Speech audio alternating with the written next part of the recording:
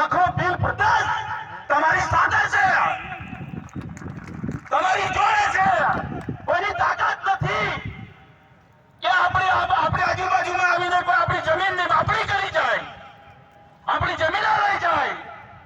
અને આટલું બધું આપણી આદિવાસી વિસ્તારના ભાઈઓ, બહેનો, યુવાનો અને વડીલો આટલી બધી આપણી મહેરામણ ને જનભેદની સાથે ભેગા થતા હોય તો સરકારના પાયા હિલાવી નાખવાની તાકાત છે આપણી અંદર.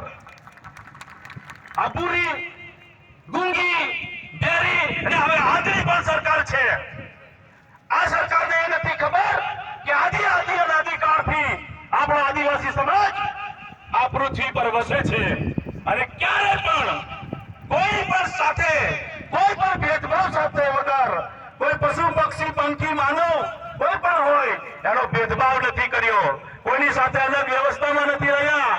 પણ આજે આપણા ઉમરગામથી અંબાજી સુધીમાં આપણો જે સમાજ છે એને આ સરકારોએ મજબૂર કર્યા છે, લડવા માટે મજબૂર કર્યા છે અને આપણે આજે બોલવું પડે, ભેગા થવું પડે છે.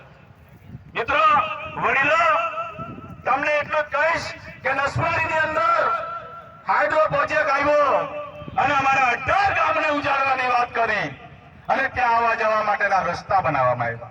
અને આ લોકો કહે છે અમે હજારો કરોડનો વિકાસ કર્યો. કોના માટે કર્યો છે તમે? આ બધાએ આપણે સમજી લેવાનું અને જાણી લેવાની જરૂર છે.